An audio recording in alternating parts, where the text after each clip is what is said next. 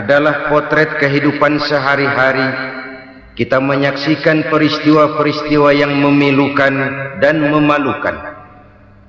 PHK terjadi di mana-mana. Pengangguran meningkat. Harga-harga membumbung tinggi. Daya beli rakyat semakin lemah. Sementara di bidang politik, kejadian-kejadian memberikan indikasi bahwa persatuan dan kesatuan kita sebagai bangsa dewasa ini tengah berada dalam ujian yang berat. Pada jumpa kita kali ini, tanpa bermaksud untuk mencari kambing hitam dari bencana yang kita hadapi, saya ingin menyampaikan sebuah hadis yang diriwayatkan oleh Imam At-Tabarani dari Ibnu Abbas bahwa Rasulullah sallallahu alaihi wasallam bersabda, khamsun bi khamsin, ada 5 perkara yang dapat menimbulkan 5 macam bencana.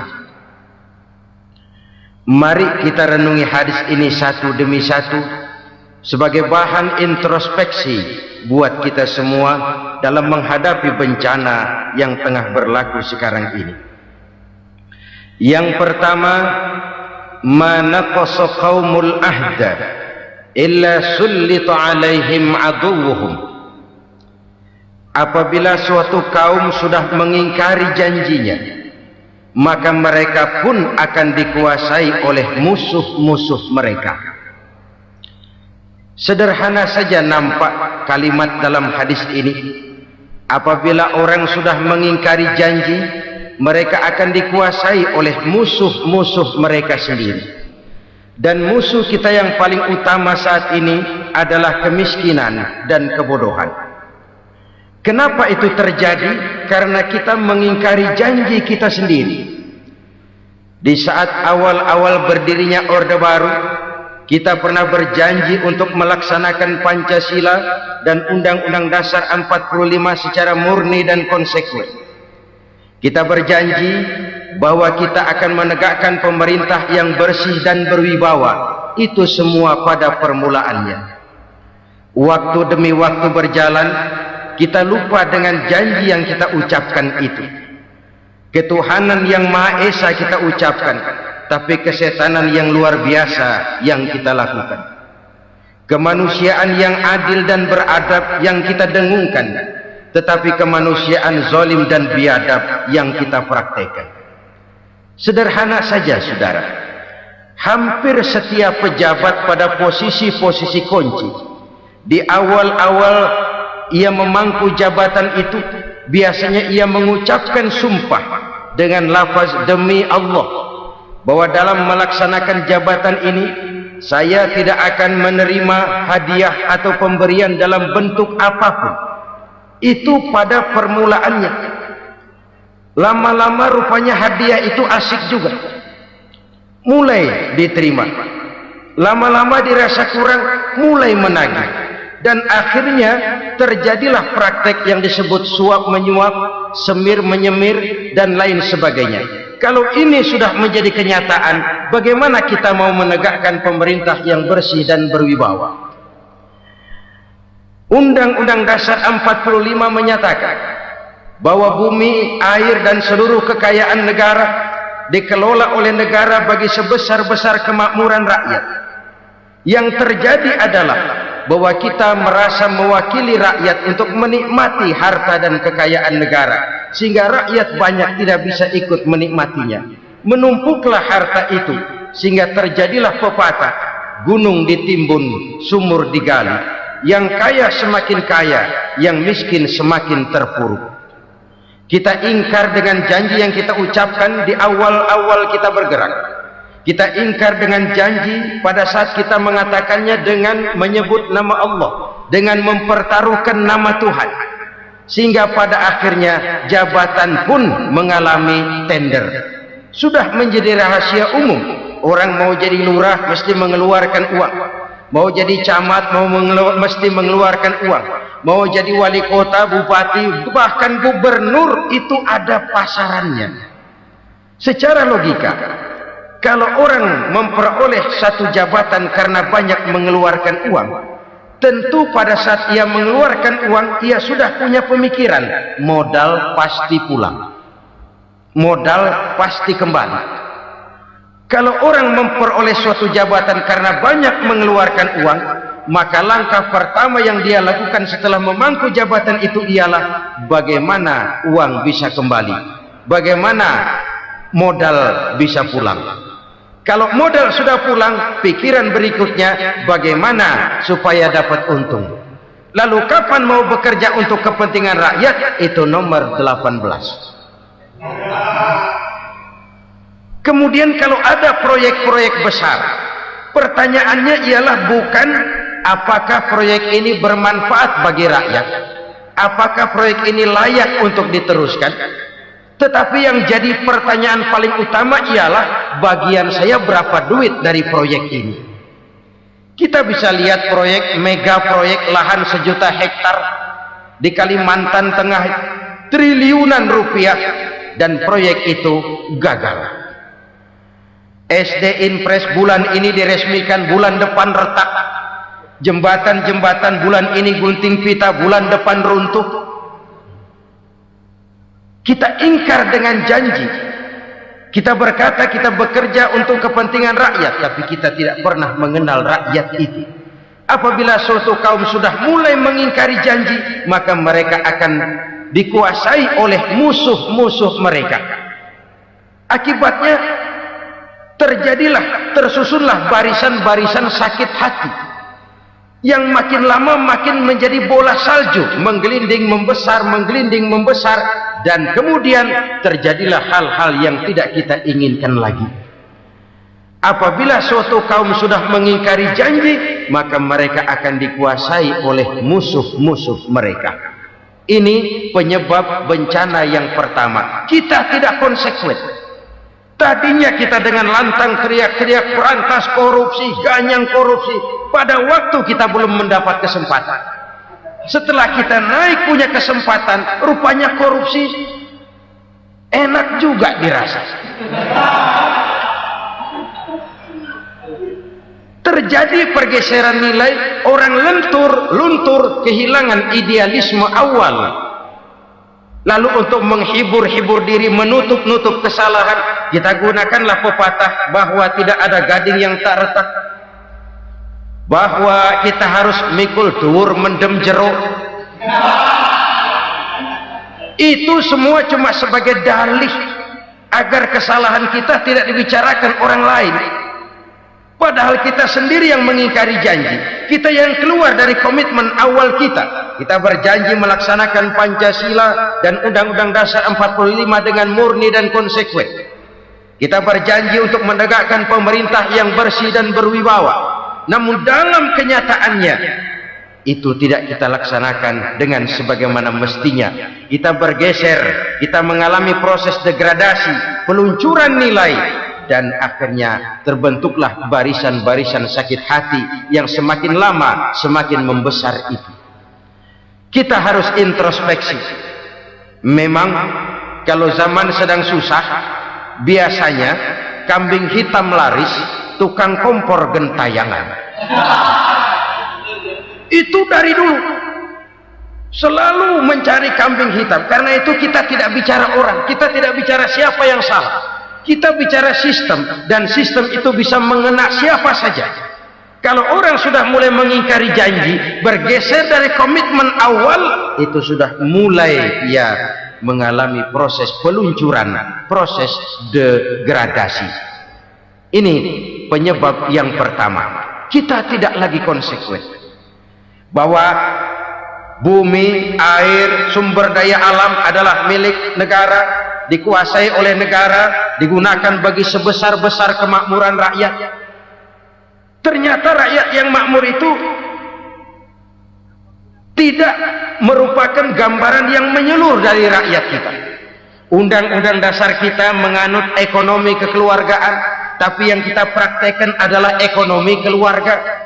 Kalau bukan keluarga nggak dapat proyek. Kalau bukan keluarga nggak dapat macam-macam. Kekeluargaan kita rubah menjadi keluarga, timbullah penyakit nepotisme. Kita bergeser, kita ingkari janji. dan kita anggap kita atasnamakan rakyat. Rakyat cuma sekedar jadi adres, rakyat cuma sekedar jadi alamat, tetapi kehidupan mereka tidak banyak berubah dan tidak banyak terangkat.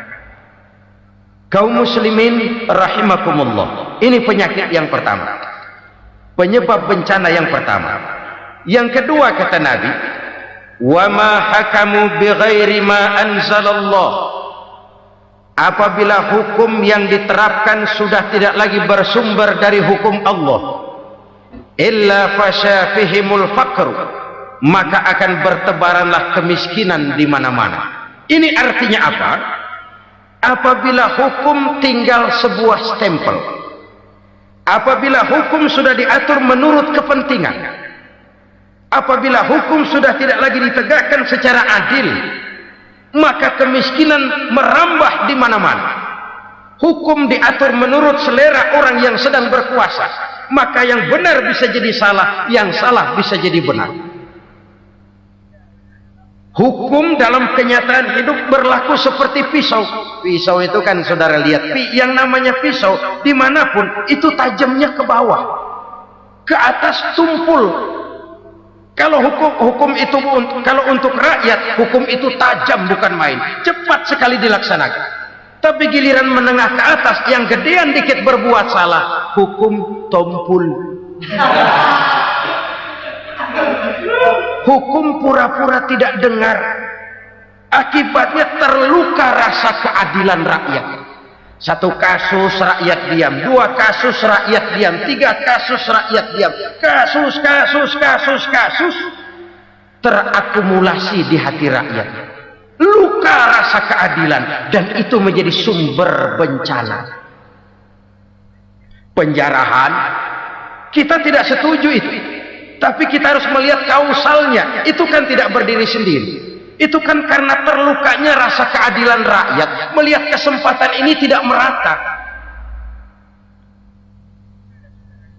Kalau rakyat ini yang ngajukan kredit ke bank, walaupun jumlahnya cuma jutaan, ratusan ribu, susahnya 17 setan. Tapi ada orang-orang tertentu yang agunannya palsu, jaminannya palsu, bawa kata belece, bukan cuma miliaran, triliunan kredit bisa keluar. Terluka rasa keadilan, hilangnya kesempatan. Rakyat cuma dapat kesempitan, jarang dapat kesempatan. Dari lukanya rasa keadilan ini, memang ya entah lipstik, entah basa-basi, dibentuklah tim ini, dibentuklah badan pengawas ini, dibentuklah tim ini. Kalau membentur tahu, hancur tahu. Tapi kalau tim yang dibentuk membentur karang, bukan karangnya yang hancur biasanya, timnya yang bubar. Kenapa? Yang dibentur batu karang yang sangat keras. Kita main-main dengan hukum, kita tidak konsekuen dengan hukum, luka rasa keadilan, dan itu terakumulasi. Edi tamsil, rakyat tahu, terakumulasi, menguap begitu saja. Kasus-kasus lain rakyat tahu, menguap begitu saja. Ketidakadilan terakumulasi, mengendap di hati rakyat, menunggu ledakan. Pada saat sumbu meledak, rakyat tidak bisa dibendung lagi. Oke, kita tidak setuju dengan penjarahan, tapi jangan melihat itu sebagai peristiwa yang berdiri sendiri. Kenapa itu terjadi? Kausalnya kenapa? Oke, kita tidak setuju memang, tapi yang dijarah oleh rakyat kan memang cuma untuk perut. Yang dijarahkan beras, yang dijarahkan televisi, yang dijarahkan kulkas yang masih bisa dihitung, yang memang real untuk kebutuhan rakyat. Penjara-penjara berdasi kepala botak yang menguras uang rakyat habis-habisan, enak saja melenggang dalam kehidupan ini. Makin terluka rasa keadilan rakyat. Apabila hukum yang diterapkan sudah menyimpang dari keadilan yang diajarkan Allah, fasyafihimul fakru, bertebaranlah kemiskinan. Aneh, memalukan, memilukan. Sebuah negara agraris yang katanya pulaunya hijau royo-royo, gemari palau jenawi toto tentem kertora harjo, yang tahun 93 pernah mendapat penghargaan dari FAO, Badan Pangan Sedunia, sebagai negara yang berhasil dalam swasembada pangan. Sekarang ini kita terpaksa betul beli beras dari Vietnam, beli beras ke Kamboja, beli kedelai dari Kamboja. Kenapa? Lahan sawah kita habis ditanami pabrik. Teknologi kita, teknologi loncatan yang non-applied, tidak terpakai oleh kita. Lantas lahan yang tidak bisa kita tanami, kita paksakan lahan-lahan gambut menjadi tanah pertanian yang subur dengan biaya triliunan, dan kita gagal. Kita cari jarum dan kapak hilang. Kita mau jadi negara industri dengan loncatan teknologi yang maju, kita lupakan pola pijak kita sebagai negara agraris, dan akhirnya kita kecolongan. Lihatlah dewasa ini, rakyat kita antri sembako di mana-mana. Di sebuah negara agraris, ketidakadilan melahirkan kemiskinan, kemiskinan moral dan kemiskinan material. Kemiskinan moral, rakyat nggak percaya lagi sama pejabat. Rakyat mengalami krisis figur. Orang, ala lu ngomong dah sama ember.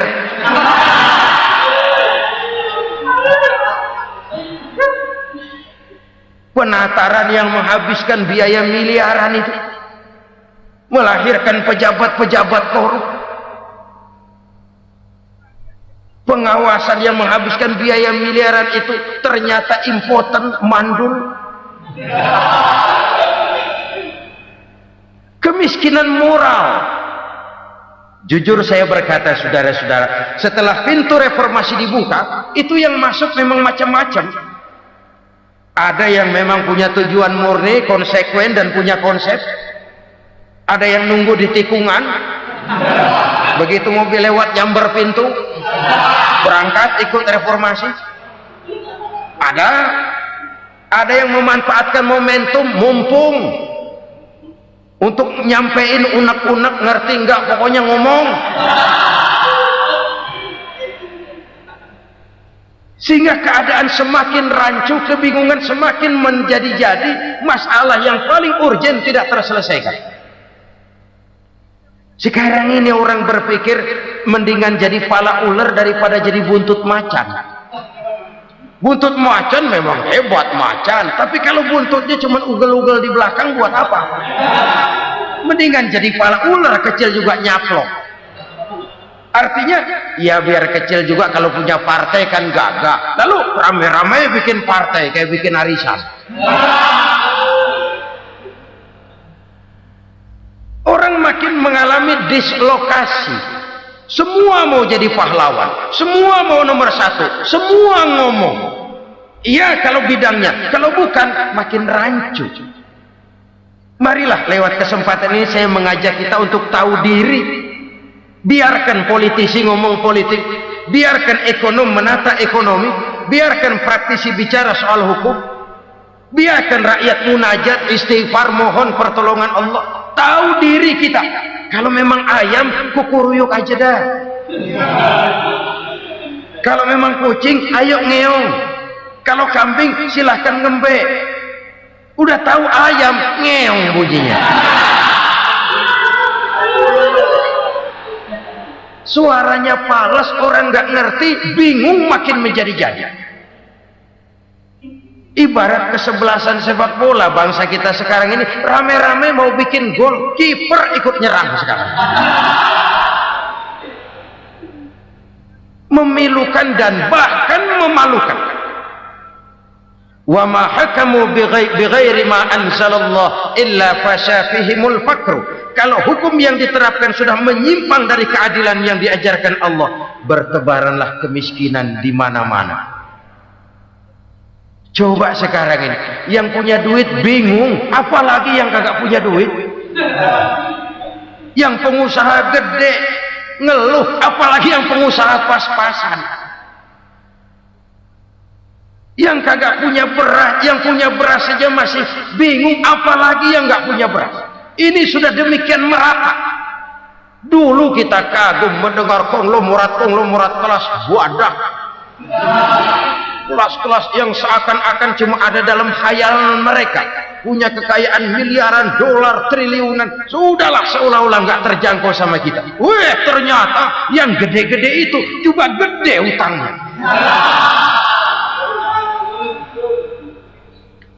Dan rontok satu demi satu. Ternyata rakyat selama ini cuma dialamatkan, cuma dijadikan address. Rakyat yang tidak banyak ngerti persoalan ini harus menanggung hidup ini begini berat, harus menanggung beban hidup ini begini tinggi, daya beli semakin lemah, semakin terpuruk dan terpuruk, sedang keadaan belum juga banyak berubah. Yang hutang sama luar negeri itu kan bukan rakyat kecil, Ciano. Yang banyak nyimpen dolar juga kan Ciano. Rakyat kecil bocah kampung mah jangankan nyimpen dolar, ngelihat juga tumben. Kemana kita mesti bercermin? Sekali lagi saya mengatakan, maaf, kita tidak bermaksud mencari kambing hitam. Karena itu kita tidak bicara orang, kita bicara sistem, kita bicara keadaan. Beginilah yang dikatakan Nabi, penyebab timbulnya bencana, hukum yang ditegakkan tidak lagi berorientasi kepada keadilan, tapi berorientasi kepada kepentingan. Akhirnya bentuk hukum seperti pisau, tajam ke bawah, tumpul ke atas. Hukum cuma buat rakyat kecil, tetapi kelompok menengah ke atas kadang-kadang kebal dari perlakuan hukum. Maka bertebaranlah kemiskinan. Iya, kemiskinan moral berupa lukanya rasa keadilan. Kalau rasa keadilan terluka, orang kan nunggu kesempatan, saudara. Iya, dia nggak bisa ngomong, iya, dia nggak sanggup action, iya, dia nggak bisa tunjuk rasa, tapi hatinya kan, kapan ada kesempatan, kapan ada waktu, tunggu. Hatinya mesti begitu, sehingga begitu ada kesempatan terjadilah hal-hal yang tidak terhindarkan. Dan itu ekses, bukan reformasi. Jangan seperti sebuah dialog saya dengan seorang abang beca. Saya bertanya, bang, ya, abang tahu nggak reformasi? Tahu, Ustaz. Apa? Pembakaran. Terus penjarahan, lalu perkosaan. Itu reformasi. Itu yang saya lihat. Nah, itu yang dia lihat. Saya tentu tidak menyalahkan abang beca kita, karena memang itu yang dia lihat dan sejauh itu wawasannya. Tapi ini indikasi bahwa banyak rakyat kita yang belum bisa menggunakan kebebasan secara bertanggung jawab. Padahal kebebasan tanpa tanggung jawab tirani. Sebuah contoh gampang-gampangan. Saya beli radio, saya setel di kamar saya, lalu saya bilang, ini radio gue. Yang beli gue, pakai duit gue setel di kamar gue, sekeras-kerasnya, gak ada urusan sama orang lain. Itu kata saya. Tetapi tetangga saya sebelah rumah kan boleh juga ngomong begitu. Kata tetangga saya, ini mata gue, yang ngantuk gue tidur di kamar gue, kenapa suara radio lu nyampe kemari? Artinya apa ini? Kebebasan saya nyetel radio dibatasi oleh kebebasan tetangga saya yang mau tidur. Tidak ada kebebasan mutlak. Kebebasan mutlak tanpa tanggung jawab kembali akan melahirkan tirani, kembali akan melahirkan pemaksaan kehendak. Dan itu lagi-lagi bukan demokrasi. Saudara-saudara kaum muslimin rahimakumullah. Ini penyakit yang kedua, lukanya rasa keadilan, terutama di kalangan rakyat kecil. Itu mengendap menjadi akumulasi dan menunggu giliran kapan bisa dimuntahkan. Dengan kata lain, rakyat itu udah banyak banget makan yang perutnya jadi enak, nyelam. Kapan nunggu muntahnya? Udah begini banyak akumulasi yang mereka pendam di perut ini, sehingga ketika terjadi kesempatan itu sudah tidak terkendalikan lagi. Kita out of control. Saya tidak mentolerir sikap-sikap kekerasan. Bahkan saya lebih cenderung bahwa kalau di rumah kita banyak tikusnya, tikusnya saja racuni, jangan rumah dibakar. Bahwa ada korupsi, ya, ada kolusi, memang ada nepotisme, tentu. Tetapi tikusnya saja racuni, jangan rumah dibakar. Masa mau ngusir tikus bakar rumah? Tikusnya lari, tikusnya selamat, rumahnya ewes-ewes.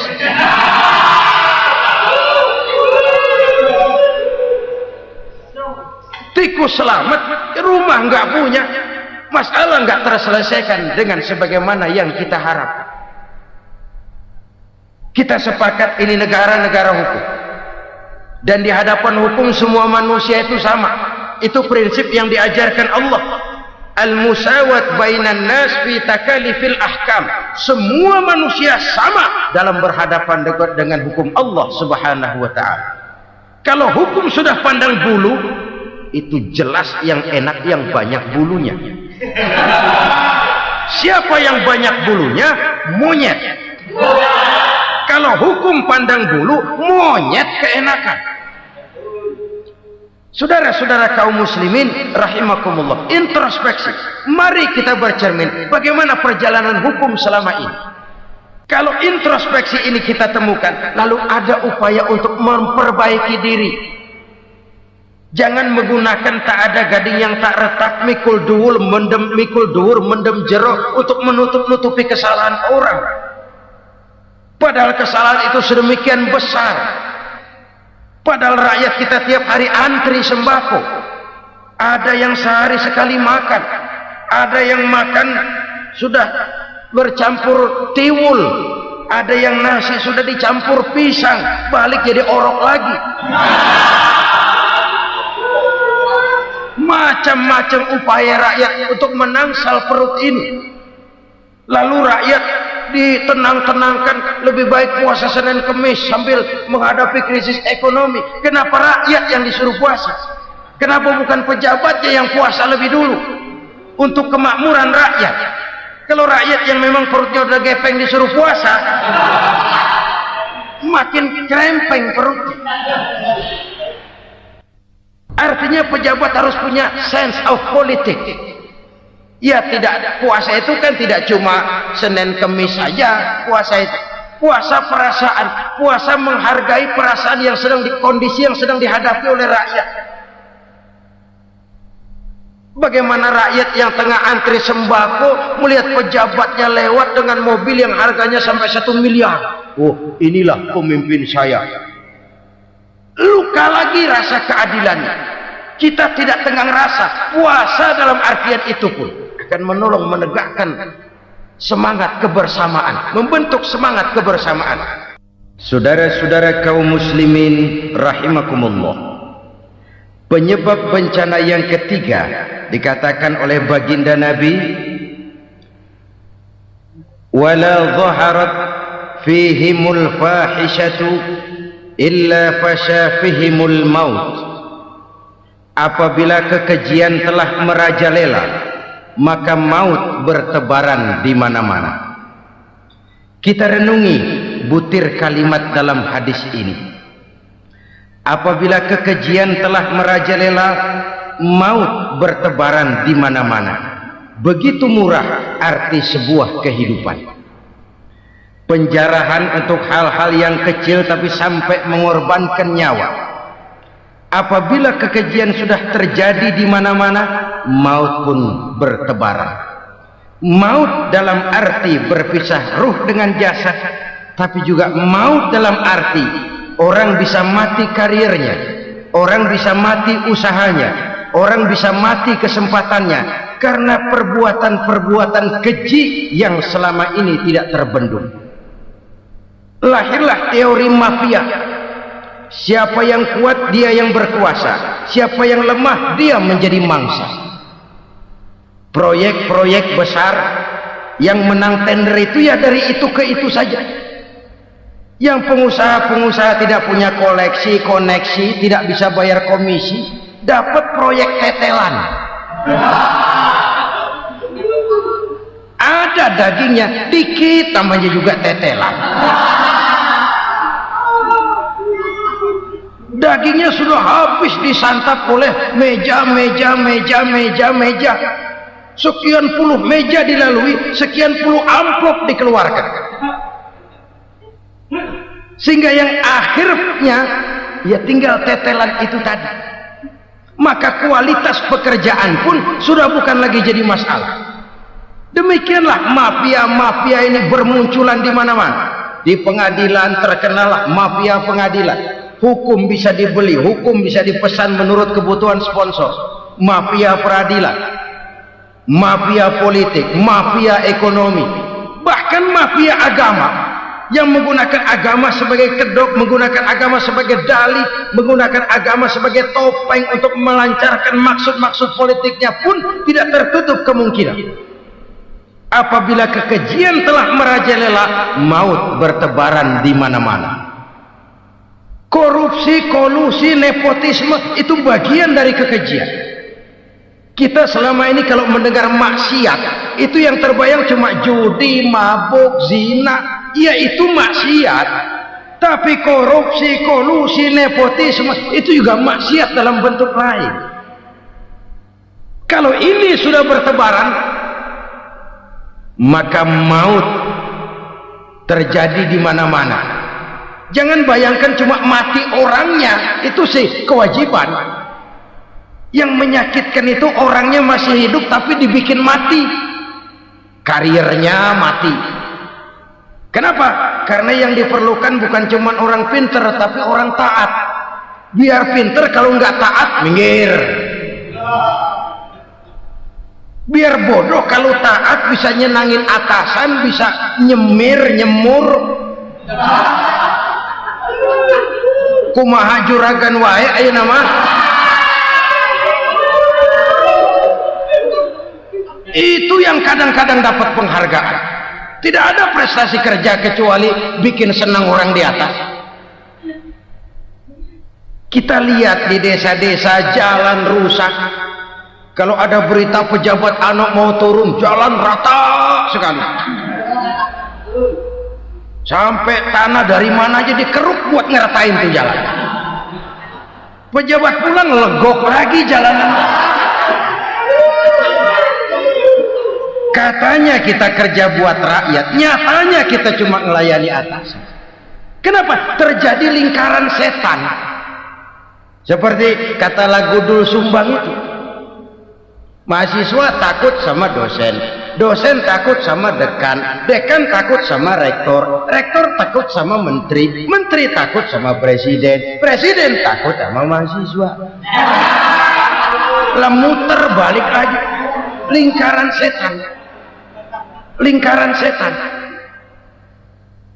Saudara-saudara kaum muslimin rahimakumullah, kekejian yang merajalela, praktek-praktek mafia yang tertuang dalam kehidupan sehari-hari menyebabkan orang mati karirnya, jasad masih hidup, karir mati, itu menyakitkan.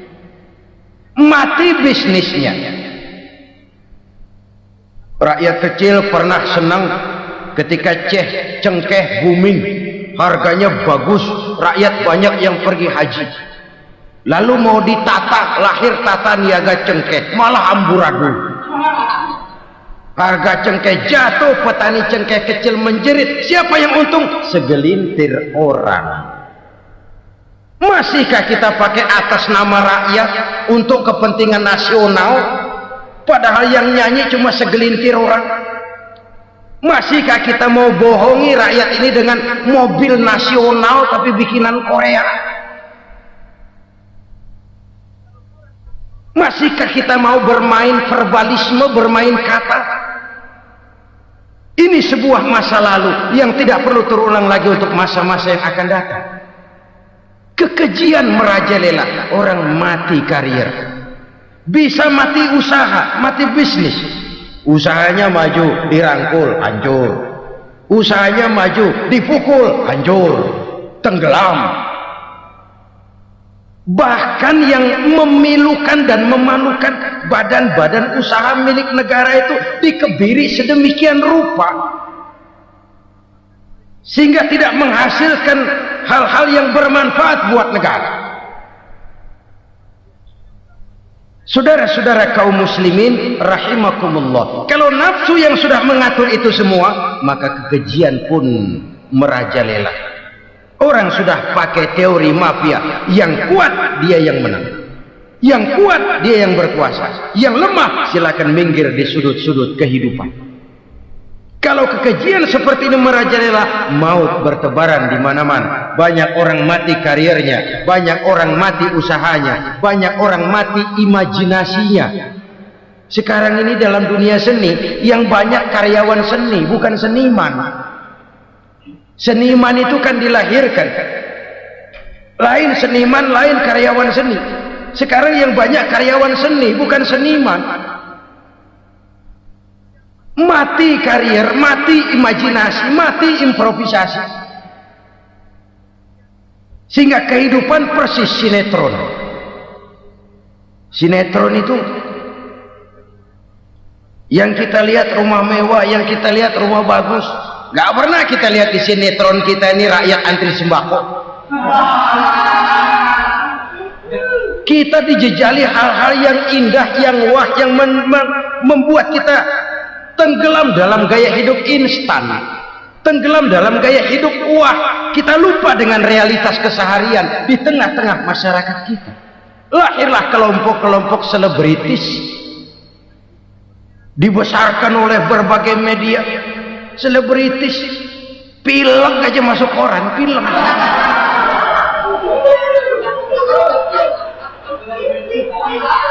Rakyat yang pingsan antri beras nggak masuk koran. Rakyat yang semaput antri minyak nggak masuk koran. Selebritis panok masuk koran.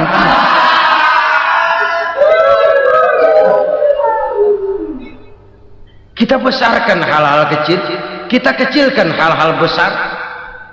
Kenapa? Kita mengejar oplah. Kita profit oriented, tidak lagi berorientasi kepada realitas hidup yang kita hadapi ini. Kalau kekejian sudah merajalela, kata Nabi, maka maut bertebaran di mana-mana. Maut dalam artian maut, coba lihat sekarang begitu murah nyawa. Karena 1000 perak orang mau nusuk bunuh. Karena beras seliter orang khilaf, begitu murah kehidupan. Tapi kekejian dalam bentuk korupsi, kolusi, nepotisme, kekejian dalam bentuk itu mematikan karier, mematikan bisnis, mematikan imajinasi, mematikan kreativitas. Itu juga maut dalam bentuk lain akibat kekejaman lain. Ini penyebab yang ketiga. Yang keempat, penyebab bencana menurut baginda Rasul, wala tuffiful mikyala illa muni'un nabat. Apabila timbangan sudah dicurangi, maka tercegahlah tumbuh-tumbuhan. Apabila timbangan sudah mulai curang, maka terjadilah musim paceklik. Apabila bisnis sudah bergaya mafia tadi itu, kecurangan-kecurangan terjadi, tender di balik pintu, yang dimenangkan cuma kelompok-kelompok yang bisa memberikan presentasi yang besar, muni'un nabat, terjadilah paceklik. Paceklik, panen gagal, wereng, ya wereng, kemarau panjang, it's okay, air sulit, iya. Tetapi kan semua itu ada yang ngatur. Kemarau ada yang ngatur, belalang itu ada yang ngatur, air itu juga ada yang ngatur. Yang ngatur itu yang serba maha. Kalau ia murka melihat kecurangan timbangan, Allah itu kalau murka kan gampang saja, tinggal komandoin balang, lam, hancurin tuh sawah. Konvoy belalang, konvoy. Allah tinggal ngutik. Angin El Nino mampir lo ke Indonesia. Hujan nggak turun-turun, kemarau panjang. Jadi kalau musim kemarau kan namanya anginnya El Nino. Kalau musim hujan anginnya namanya La Nina. Cakep namanya, kejem orangnya. Saudara lihat Cina sekarang sedang kena La Nina, banjir besar, ribuan orang meninggal. Dia mah ribuan mati kagak berasa, rakyatnya miliaran. Bangladesh lagi ngalami La Nina, India lagi ngalami La Nina. Angin, hujan, kemarau, belalang, itu kan ada yang ngendaliin. Kuncinya bukan di belalangnya, kuncinya bukan di peredaran matahari berputar, kuncinya di atas yang mengatur semua itu. Kalau timbangan sudah mulai curang, pengusaha sudah nggak mau jujur, apa enggak bikin perut jadi mual. Begitu rakyat antri sembako pingsan nggak dapat beras, sementara beras ditumpuk-tumpuk sampai membusuk. Kemana hati nuraninya? Kemana akal pikirannya? Kemana mereka yang berbuat atas nama rakyat tapi melihat rakyat susah tidak tergerak hatinya? Apabila timbangan sudah mulai dicurangi, bisnis sudah mulai melenceng, maka terjadilah paceklik. Sebuah negara yang berhasil dalam swasembada pangan, lalu sekarang menjadi negara yang rakyatnya antri untuk memperoleh kebutuhan pangan. Saudara-saudara kaum muslimin rahimakumullah, ini intinya adalah kecurangan. Kalau kecurangan sudah terjadi di mana-mana, dan ini milik siapa saja, bukan soal tempat, bukan soal jabatan, soal manusianya, SDM-nya. Kecurangan tidak cuma terjadi di kantor, di masjid bisa terjadi kecurangan. Korupsi tidak hanya bisa terjadi di kantor, di madrasah bisa ada korupsi. Faktor manusianya, ini soal SDM. Kecurangan yang besar tentu besar lagi kerugiannya. Kecurangan yang kecil, kecurangan sehari-hari, pedagang-pedagang kecil ngurangi timbangan, barang yang buruk dikatakan baik, yang baik dikatakan buruk, itu merugikan perorangan. Kecurangan yang besar merugikan bangsa dalam bentuk total, dalam bentuk seutuhnya. Nah, kecurangan-kecurangan seperti ini rakyat kan lihat, rakyat kan tahu, dan itu kembali terakumulasi di sini, pegel. Dan jangan lupa, rakyat yang nggak ngomong itu, rakyat yang nggak bersuara itu, batinnya menjerit, jeritannya menggoncang aras, dan itu didengar Allah. Yadullah fauqal jamaah, kata Nabi, tangan Tuhan di atas orang banyak. Jeritan hati rakyat menggoncang aras. Rakyat yang terlalu banyak dizolim, rakyat yang terlalu banyak dirugikan, ya rakyat yang terlalu banyak di atas namakan, menjerit batinnya, menggoncang aras, dan Allah bisa menggerakkan apa saja untuk membuat satu situasi. Allah bisa menggerakkan apa saja untuk membuat satu situasi. Saudara-saudara kaum muslimin rahimakumullah, ini faktor yang ketiga, timbulnya kecurangan. Faktor yang keempat maksud saya. Yang kelima, penyebab timbulnya bencana menurut baginda Nabi, wala muni'uz zakat wala muni'uz zakat illa hubbisa anhumul qatr. Apabila zakat enggan dibayar, maka tercegahlah qatrun. Qatrun ini kalau bahasa kita sembako.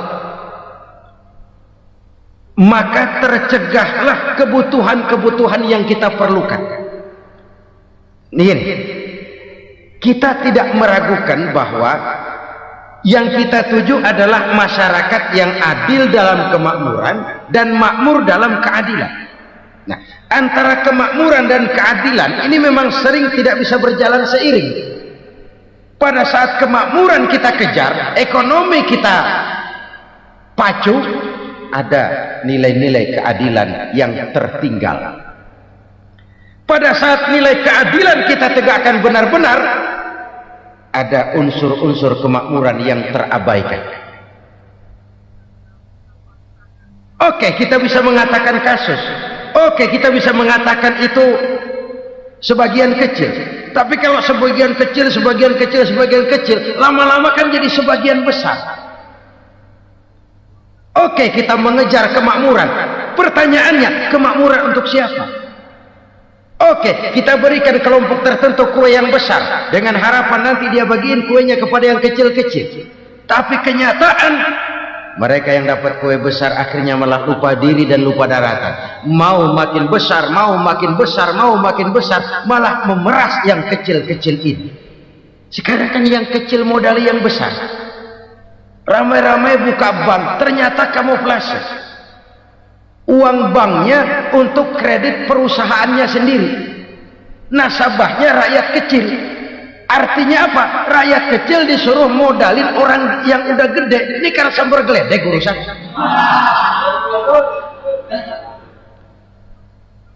Ini kan permainan apa lagi? Rakyat kecil suruh modali yang gede. Nasabahnya rakyat kecil, kumpulkan uangnya di bank, kucurkan kredit kepada perusahaannya sendiri. Bukankah itu rakyat kecil suruh modali yang gede? Sudah begitu kejamkah kita untuk meraih keuntungan dengan mengorbankan orang kecil? Sudah tidak bicara lagi kah nurani kita melihat penderitaan orang yang semakin susah ini? Kalau zakat enggan dibayar, padahal zakat 2,5% saja, 2,5% saja. Kalau itu pun enggan, kalau zakat saja enggan, bagaimana pula yang namanya sedekah, bagaimana pula yang namanya infak, bagaimana pula yang namanya santunan, bantuan. Kadang-kadang lipstick nyumbang si nyumbang, cuman nyolongnya lebih gede. Ini namanya sumbangan lipstick. Buat lipstick itu kan buat ngumpetin bibir pucat. Itu fungsi utama lipstick. Buat ngumpetin korupsinya, nyumbang kegiatan-kegiatan sosial. Tapi yang dia korup lebih gede dari yang dia sumbang. Lipstick kamuflase. Nepu kata anak sekarang.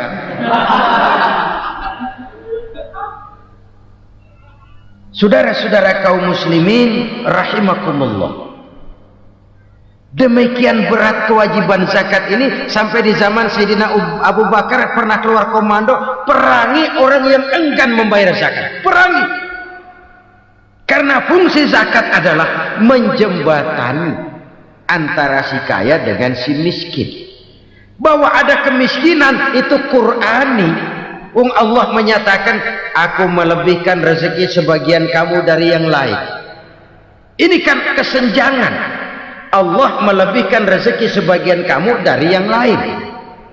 Ada itu. Tetapi itu berjalan secara nature. Nah, kalau direkayasa, yang kaya semakin kaya, yang miskin semakin terpuruk, yang sudah besar dapat proyek besar, yang kecil dapat tetelan. Ini kan rekayasa namanya. Kesenjangan yang direkayasa ini yang kita harus kikis. Nah, fungsi zakat menjembatani dari sisi sosial. Dari sisi pribadi, Nabi berpesan, zakku amwalakum biz zakat. Bersihkan hartamu dengan zakat. Sekarang ada istilah nyuci uang. Uang hasil korupsi itu bisa dicuci, dijadikan uang bersih. Bukan pakai rinso, bukan. Pakai politiknya koruptor, diolah sedemikian rupa sehingga jadi uang resmi. Sudah memutih. Itu termasuk yang disebut kejahatan kerah putih, white collar crime. Kejahatan kerah putih, kejahatan pakai dasi, kejahatan kelas kakap. Makanya orang mendingan goblok kagak bener daripada pinter kagak bener. Goblok kagak bener itu gampang ngurusinnya. Pinter kagak bener, ini yang berabe bener ngurusinnya.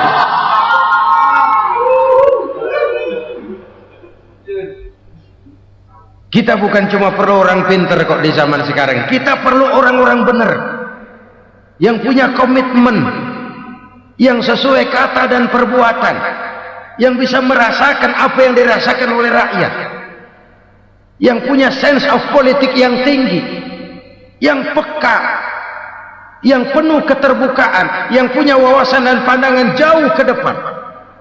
Dari sisi pribadi, zakat itu membersihkan harta kita. Ya, dia tercampur dengan yang syubhat, dia bahkan mungkin tercampur dengan sedikit-sedikit yang haram. Itu zakku amwalakum bizakat. Bersihkan hartamu dengan zakat itu. Pada sisi sosial ia menjembatani, pada sisi pribadi ia membersihkan harta kita. Karena itu kalau kita minta berdoa minta rezeki, syarat rezeki itu halalan thayyiban wasi'an. Enggak pernah kurang dari 3 itu. Halal, bagus, banyak. Halal, bagus, tapi sedikit, susah ngaturnya. Halal, banyak, tapi kurang bagus, buat apaan? Bagus, banyak, tapi haram, enggak ada artinya. Sebab kata Imamul Ghazali, kalau kau terlalu suka memakan makanan yang haram, dikunyah masuk ke dalam perut besar, digiling oleh perut besar, menghasilkan energi, menggerakkan sel-sel pembuluh saraf, kau juga akan cenderung berpikir yang haram. Kalau sudah cenderung berpikir yang haram, perbuatan pun akan mengarah kepada perbuatan-perbuatan yang haram. Dulu waktu kelompok Jimbaran 200 konglomerat Indonesia kumpul, dihimbau supaya sekian persen kasih pengusaha lemah. Itu kan cuma sekedar belas kasihan, tidak banyak menolong keadaan. Dan bukan itu yang diperlukan pengusaha-pengusaha kecil. Yang diperlukan adalah berikan kami kesempatan seperti mereka dapat kesempatan. Berikan kami peluang seperti mereka juga dikasih peluang. Kalau cuma dikasih 100 juta 200 juta hari ini, usaha kami nggak ada prospeknya, peluang kagak ada, kan sama juga bohong. Diceburin ke kali, disuruh berenang, tangan diikat, mendingan mampusin ketahuan. Ayo berenang, berlomba, tangan diikat, kaki diikat, sama saja nyuruh mati. Jadi jangan kasih ikannya, kasih kailnya. Yang diperlukan pengusaha kecil menengah ke bawah itu bukan cuma sekedar belas kasih dari konglomerat-konglomerat besar. Berikan kami peluang seperti mereka juga dapat peluang. Berikan kami kesempatan seperti mereka dapat kesempatan. Berikan kami kredit dengan kemudahan seperti mereka juga kalau minta kredit begitu mudahnya. Menciptakan peluang dan kesempatan, pemerataan. Bukan menciptakan manusia Indonesia dengan standar ekonomi yang sama. Semua rumahnya harus sama, semua punya mobil. Itu sih kebersamaan bebek. Bebek, coba lihat bebek. Satu ngalor semua. Satu ngidul semua. Kebersamaan bukan itu. Kebersamaan adalah menciptakan peluang. Kalau yang kaya bisa semakin kaya, kenapa yang miskin tidak bisa ikut naik jadi sedikit kaya? Kalau pengusaha yang sudah kuat bisa bertambah menjadi kuat dengan proyek mega proyek, kenapa yang menengah tidak bisa ikut menjadi kuat? Dan kenapa kekejian itu merajalela? Kita dengar lewat berita-berita PLN tekor, PLN utang. Kenapa? Dia beli listrik dari swasta yang belinya lebih mahal daripada penjualannya. Artinya dia beli itu listrik dari perusahaan listrik swasta, dia jual kepada rakyat lagi. Harga jualnya lebih murah daripada dia beli kepada swasta. Kenapa? Ada tekanan lagi tuh. Biasa siklus lagi. Hukum Boyle. Atas neken, paling bawah gepeng. Ya kita nih rakyat kecil, emang nasibnya gepeng terus. Saudara-saudara kaum muslimin rahimakumullah, dari 5 penyebab bencana ini kita ambil kesimpulan untuk sebuah renungan dan introspeksi kita bersama. Pertama, mengingkari janji, padahal janji itu yang lebih tinggi nilainya adalah di hadapan Allah Subhanahu wa ta'ala. baik wakil-wakil rakyat di parlemen maupun pemimpin-pemimpin rakyat di dalam kabinet, apabila memangku suatu jabatan, selalu mereka mengawali dengan sumpah, dan sumpah itu dimulai dengan demi Allah. Sadarkah kita pada saat itu kita ucapkan bahwa kita sudah mempertaruhkan Allah untuk jabatan yang kita pegang? Kita sudah mempertaruhkan nama Allah untuk posisi yang dipercayakan kepada kita.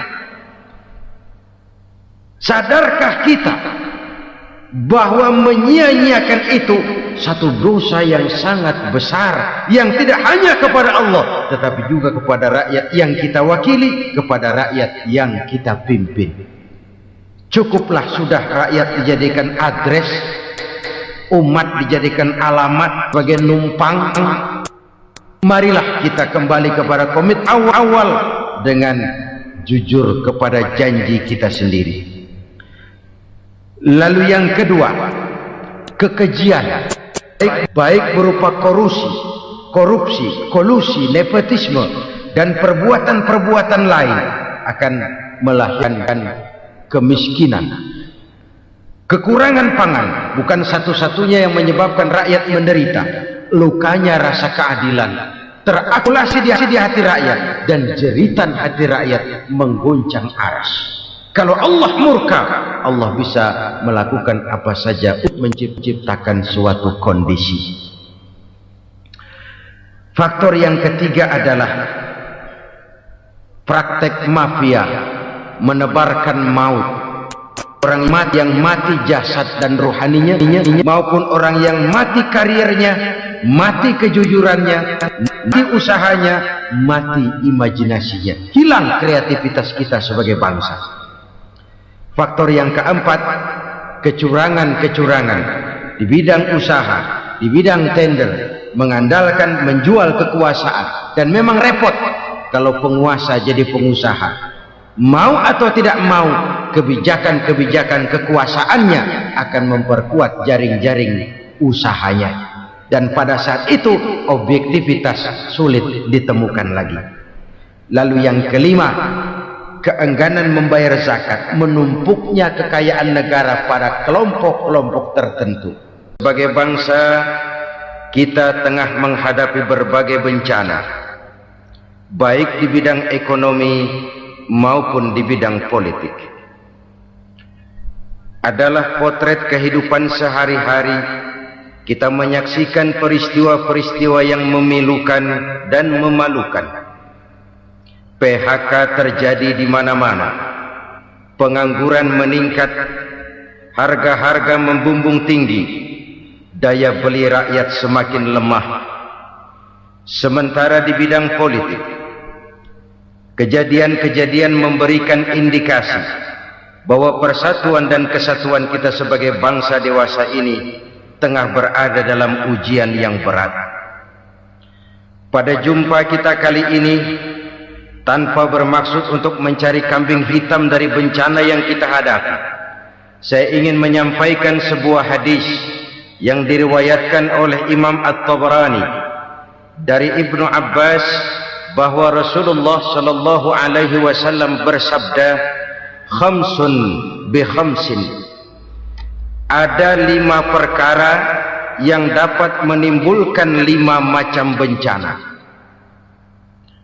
Mari kita renungi hadis ini satu demi satu sebagai bahan introspeksi buat kita semua dalam menghadapi bencana yang tengah berlaku sekarang ini.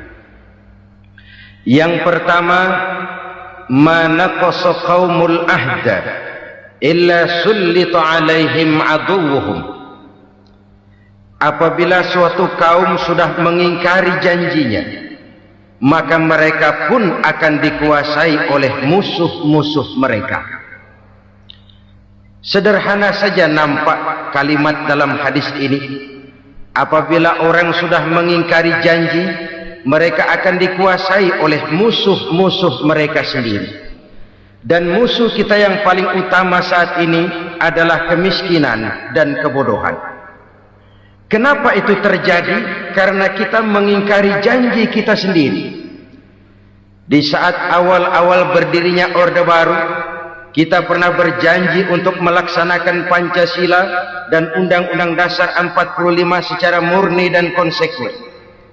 Kita berjanji bahwa kita akan menegakkan pemerintah yang bersih dan berwibawa. Itu semua pada permulaannya. Waktu demi waktu berjalan, kita lupa dengan janji yang kita ucapkan itu. Ketuhanan yang Maha Esa kita ucapkan, tapi kesetanan yang luar biasa yang kita lakukan. Kemanusiaan yang adil dan beradab yang kita dengungkan, tetapi kemanusiaan zalim dan biadab yang kita praktekkan. Sederhana saja saudara, hampir setiap pejabat pada posisi-posisi kunci, di awal-awal ia memangku jabatan itu, biasanya ia mengucapkan sumpah dengan lafaz demi Allah, bahwa dalam melaksanakan jabatan ini saya tidak akan menerima hadiah atau pemberian dalam bentuk apapun. Itu pada permulaannya. Lama-lama rupanya hadiah itu asik juga, mulai diterima. Lama-lama dirasa kurang, mulai menagih, dan akhirnya terjadilah praktek yang disebut suap menyuap, semir menyemir, dan lain sebagainya. Kalau ini sudah menjadi kenyataan, bagaimana kita mau menegakkan pemerintah yang bersih dan berwibawa? Undang-Undang Dasar 45 menyatakan bahwa bumi, air, dan seluruh kekayaan negara dikelola oleh negara bagi sebesar-besar kemakmuran rakyat. Yang terjadi adalah bahwa kita merasa mewakili rakyat untuk menikmati harta dan kekayaan negara, sehingga rakyat banyak tidak bisa ikut menikmatinya. Menumpuklah harta itu sehingga terjadilah pepatah, gunung ditimbun, sumur digali. Yang kaya semakin kaya, yang miskin semakin terpuruk. Kita ingkar dengan janji yang kita ucapkan di awal-awal kita bergerak. Kita ingkar dengan janji pada saat kita mengatakannya dengan menyebut nama Allah, dengan mempertaruhkan nama Tuhan, sehingga pada akhirnya jabatan pun mengalami tender. Sudah menjadi rahasia umum, orang mau jadi lurah mesti mengeluarkan uang, mau jadi camat mesti mengeluarkan uang, mau jadi wali kota, bupati, bahkan gubernur, itu ada pasarannya. Secara logika, kalau orang memperoleh satu jabatan karena banyak mengeluarkan uang, tentu pada saat ia mengeluarkan uang, ia sudah punya pemikiran, modal pasti pulang, modal pasti kembali. Kalau orang memperoleh suatu jabatan karena banyak mengeluarkan uang, maka langkah pertama yang dia lakukan setelah memangku jabatan itu ialah bagaimana uang bisa kembali, bagaimana modal bisa pulang. Kalau modal sudah pulang, pikiran berikutnya bagaimana supaya dapat untung. Lalu kapan mau bekerja untuk kepentingan rakyat? Itu nomor 18. Kemudian kalau ada proyek-proyek besar, pertanyaannya ialah bukan apakah proyek ini bermanfaat bagi rakyat, apakah proyek ini layak untuk diteruskan, tetapi yang jadi pertanyaan paling utama ialah bagian saya berapa duit dari proyek ini. Kita bisa lihat proyek, mega proyek lahan 1 juta hektar di Kalimantan Tengah, triliunan rupiah, dan proyek itu gagal. SD Impres bulan ini diresmikan, bulan depan retak. Jembatan-jembatan bulan ini gunting pita, bulan depan runtuh. Kita ingkar dengan janji. Kita berkata kita bekerja untuk kepentingan rakyat, tapi kita tidak pernah mengenal rakyat itu.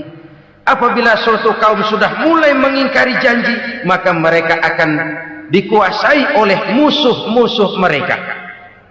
Akibatnya tersusunlah barisan-barisan sakit hati yang makin lama makin menjadi bola salju, menggelinding membesar, dan kemudian terjadilah hal-hal yang tidak kita inginkan lagi. Apabila suatu kaum sudah mengingkari janji, maka mereka akan dikuasai oleh musuh-musuh mereka. Ini penyebab bencana yang pertama. Kita tidak konsekuen. Tadinya kita dengan lantang teriak-teriak berantas korupsi, ganyang korupsi. Pada waktu kita belum mendapat kesempatan. Setelah kita naik punya kesempatan, rupanya korupsi enak juga dirasa. Terjadi pergeseran nilai, orang luntur, kehilangan idealisme awal. Lalu untuk menghibur-hibur diri, menutup-nutup kesalahan, kita gunakanlah pepatah bahwa tidak ada gading yang tak retak, bahwa kita harus mikul dur mendem jeruk. Itu semua cuma sebagai dalih agar kesalahan kita tidak dibicarakan orang lain. Padahal kita sendiri yang mengingkari janji. Kita yang keluar dari komitmen awal kita. Kita berjanji melaksanakan Pancasila dan Undang-Undang Dasar 45 dengan murni dan konsekuen. Kita berjanji untuk menegakkan pemerintah yang bersih dan berwibawa. Namun dalam kenyataannya itu tidak kita laksanakan dengan sebagaimana mestinya. Kita bergeser, kita mengalami proses degradasi, peluncuran nilai, dan akhirnya terbentuklah barisan-barisan sakit hati yang semakin lama semakin membesar itu. Kita harus introspeksi. Memang kalau zaman sedang susah, biasanya kambing hitam laris, tukang kompor gentayangan. Itu dari dulu selalu mencari kambing hitam. Karena itu kita tidak bicara orang, kita tidak bicara siapa yang salah. Kita bicara sistem, dan sistem itu bisa mengena siapa saja. Kalau orang sudah mulai mengingkari janji, bergeser dari komitmen awal, itu sudah mulai ya mengalami proses peluncuran, proses degradasi. Ini penyebab yang pertama. Kita tidak lagi konsekuen bahwa bumi, air, sumber daya alam adalah milik negara, dikuasai oleh negara, digunakan bagi sebesar-besar kemakmuran rakyat. Ternyata rakyat yang makmur itu tidak merupakan gambaran yang menyeluruh dari rakyat kita. Undang-undang dasar kita menganut ekonomi kekeluargaan, tapi yang kita praktekkan adalah ekonomi keluarga. Kalau bukan keluarga nggak dapat proyek. Kalau bukan keluarga nggak dapat macam-macam. Kekeluargaan kita rubah menjadi keluarga, timbullah penyakit nepotisme. Kita bergeser, kita ingkari janji, dan kita anggap kita atasnamakan rakyat. Rakyat cuma sekedar jadi address, rakyat cuma sekedar jadi alamat, tetapi kehidupan mereka tidak banyak berubah dan tidak banyak terangkat. Kaum muslimin rahimakumullah, ini penyakit yang pertama, penyebab bencana yang pertama. Yang kedua kata Nabi, wa ma hakamu bighairi ma anzalallah. Apabila hukum yang diterapkan sudah tidak lagi bersumber dari hukum Allah, illa fasha fihimul faqru, maka akan bertebaranlah kemiskinan di mana-mana. Ini artinya apa? Apabila hukum tinggal sebuah stempel, apabila hukum sudah diatur menurut kepentingan, apabila hukum sudah tidak lagi ditegakkan secara adil, maka kemiskinan merambah di mana-mana. Hukum diatur menurut selera orang yang sedang berkuasa, maka yang benar bisa jadi salah, yang salah bisa jadi benar. Hukum dalam kenyataan hidup berlaku seperti pisau. Pisau itu kan saudara lihat, yang namanya pisau dimanapun itu tajamnya ke bawah, ke atas tumpul.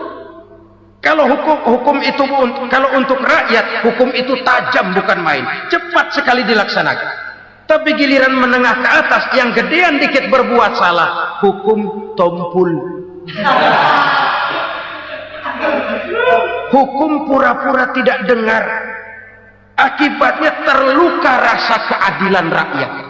Satu kasus rakyat diam, dua kasus rakyat diam, tiga kasus rakyat diam, kasus terakumulasi di hati rakyat, luka rasa keadilan, dan itu menjadi sumber bencana. Penjarahan kita tidak setuju itu. Tapi kita harus melihat kausalnya. Itu kan tidak berdiri sendiri. Itu kan karena terlukanya rasa keadilan rakyat. Melihat kesempatan ini tidak merata. Kalau rakyat ini yang ngajukan kredit ke bank, walaupun jumlahnya cuma jutaan, ratusan ribu, susahnya 17 setan. Tapi ada orang-orang tertentu yang agunannya palsu, jaminannya palsu, bawa kata belece, bukan cuma miliaran, triliunan kredit bisa keluar. Terluka rasa keadilan, hilangnya kesempatan. Rakyat cuma dapat kesempitan, jarang dapat kesempatan.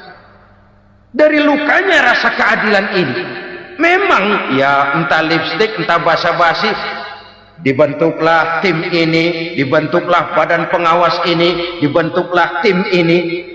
Kalau membentur tahu, hancur tahu. Tapi kalau tim yang dibentuk membentur karang, bukan karangnya yang hancur biasanya, timnya yang bubar. Kenapa? Yang dibentur batu karang yang sangat keras. Kita main-main dengan hukum, kita tidak konsekuen dengan hukum. Luka rasa keadilan, dan itu terakumulasi. Edi Tamsil, rakyat tahu, terakumulasi, menguap begitu saja. Kasus-kasus lain rakyat tahu, menguap begitu saja. Ketidakadilan, ketidakadilan, ketidakadilan terakumulasi, mengendap di hati rakyat, menunggu ledakan. Pada saat sumbu meledak, rakyat tidak bisa dibendung lagi. Oke, kita tidak setuju dengan penjarahan, tapi jangan melihat itu sebagai peristiwa yang berdiri sendiri. Kenapa itu terjadi? Kausalnya kenapa? Oke, kita tidak setuju memang, tapi yang dijarah oleh rakyat kan memang cuma untuk perut. Yang dijarahkan beras, yang dijarahkan televisi, yang dijarahkan kulkas yang masih bisa dihitung, yang memang real untuk kebutuhan rakyat. Penjara-penjara berdasi kepala botak yang menguras uang rakyat habis-habisan, enak saja melenggang dalam kehidupan ini. Makin terluka rasa keadilan rakyat. Apabila hukum yang diterapkan sudah menyimpang dari keadilan yang diajarkan Allah, fasyafihimul fakru, bertebaranlah kemiskinan. Aneh, memalukan, memilukan. Sebuah negara agraris yang katanya pulaunya hijau royo-royo, Gemah Ripalau Jenawi Toto Tentem Kertora Harjo, yang tahun 93 pernah mendapat penghargaan dari FAO, Badan Pangan Sedunia, sebagai negara yang berhasil dalam swasembada pangan. Sekarang ini kita terpaksa betul beli beras dari Vietnam, beli beras ke Kamboja, beli kedelai dari Kamboja. Kenapa? Lahan sawah kita habis ditanami pabrik. Teknologi kita, teknologi loncatan yang non-applied, tidak terpakai oleh kita. Lantas lahan yang tidak bisa kita tanami, kita paksakan lahan-lahan gambut menjadi tanah pertanian yang subur dengan biaya triliunan, dan kita gagal. Kita cari jarum dan kapak hilang. Kita mau jadi negara industri dengan loncatan teknologi yang maju, kita lupakan pola pijak kita sebagai negara agraris, dan akhirnya kita kecolongan. Lihatlah dewasa ini, rakyat kita antri sembako di mana-mana. Di sebuah negara agraris, ketidakadilan melahirkan kemiskinan, kemiskinan moral dan kemiskinan material. Kemiskinan moral, rakyat nggak percaya lagi sama pejabat. Rakyat mengalami krisis figur. Orang, alah lu ngomong dah sama ember.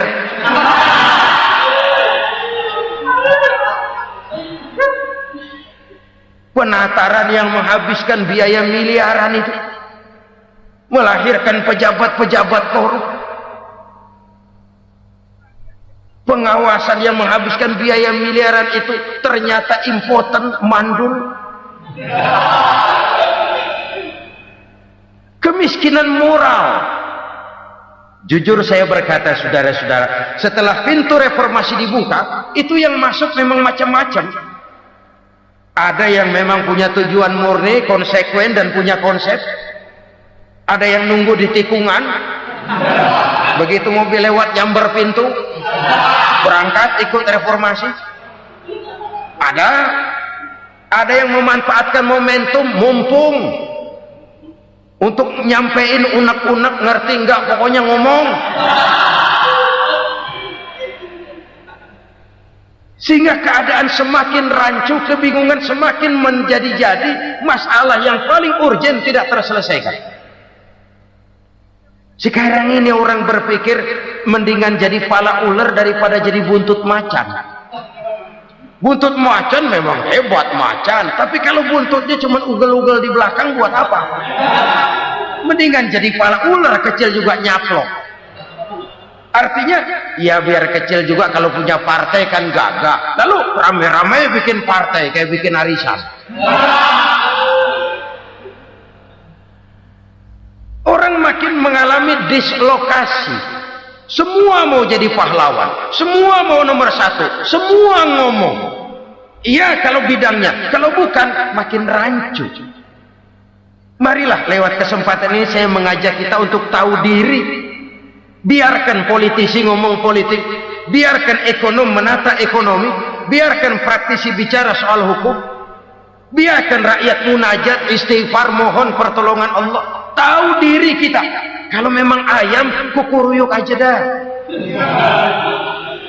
Kalau memang kucing, ayo ngeong. Kalau kambing, silahkan ngembe. Udah tahu ayam, ngeong bunyinya. Suaranya palas, orang nggak ngerti, bingung, makin menjadi-jadi. Ibarat kesebelasan sepak bola bangsa kita sekarang ini, rame-rame mau bikin gol, kiper ikut nyerang sekarang. Memilukan dan bahkan memalukan. Wa ma hakamu bighairi ma anzalallah illa fasha fihimul fakru. Kalau hukum yang diterapkan sudah menyimpang dari keadilan yang diajarkan Allah, bertebaranlah kemiskinan di mana-mana. Coba sekarang ini, yang punya duit bingung, apalagi yang kagak punya duit. Yang pengusaha gede ngeluh, apalagi yang pengusaha pas-pasan. Yang kagak punya beras, yang punya beras saja masih bingung, apalagi yang nggak punya beras. Ini sudah demikian merata. Dulu kita kagum mendengar konglomerat kelas buadah,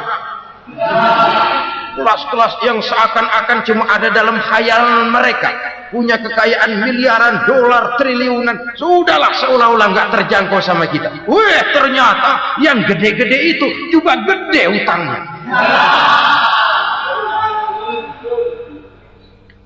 Dan rontok satu demi satu.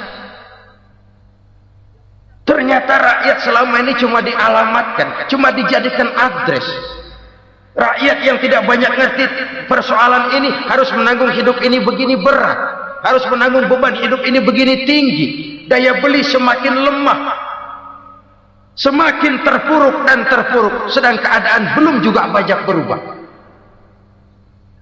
Yang hutang sama luar negeri itu kan bukan rakyat kecil, Ciano. Yang banyak nyimpen dolar juga kan Ciano.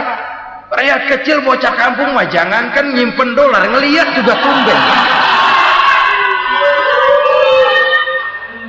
Kemana kita mesti bercermin?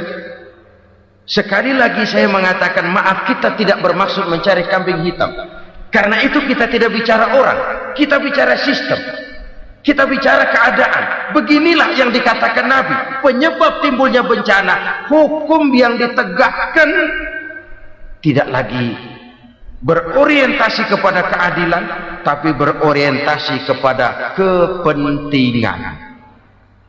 Akhirnya bentuk hukum seperti pisau, tajam ke bawah, tumpul ke atas. Hukum cuma buat rakyat kecil, tetapi kelompok menengah ke atas kadang-kadang kebal dari perlakuan hukum.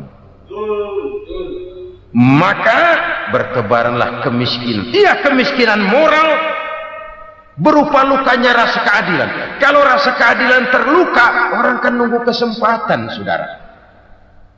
Iya dia nggak bisa ngomong, iya dia nggak sanggup action, iya dia nggak bisa tunjuk rasa, tapi hatinya kan kapan ada kesempatan, kapan ada waktu, tunggu, hatinya mesti begitu.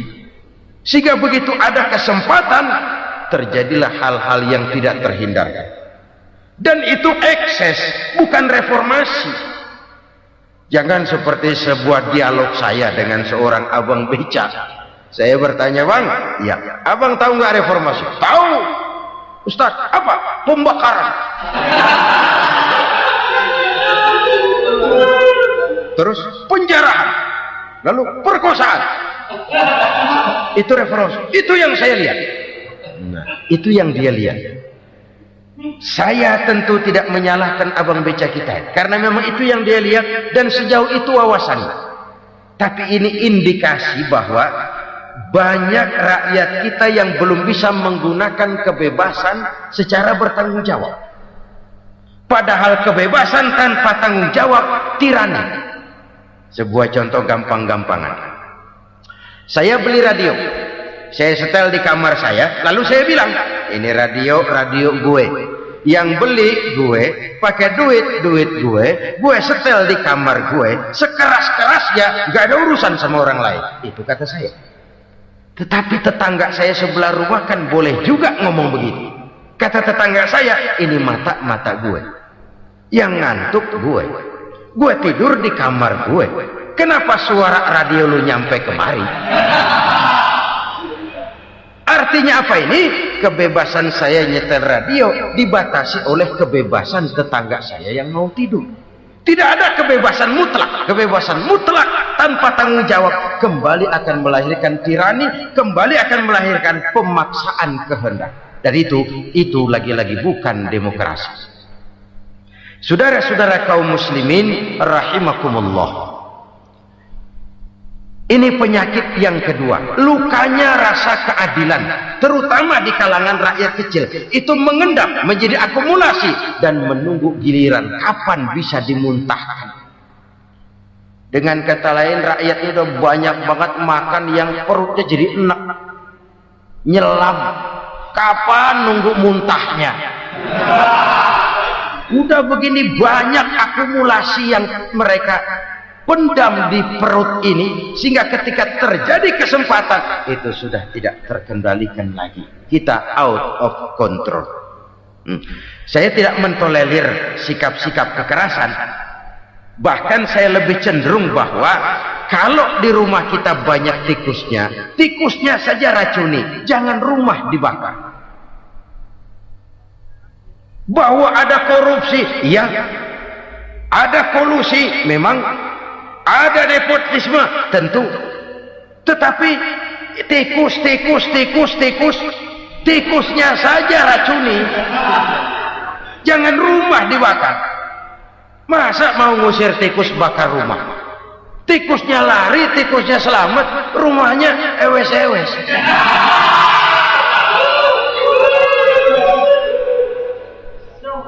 Tikus selamat, rumah nggak punya. Masalah nggak terselesaikan dengan sebagaimana yang kita harapkan.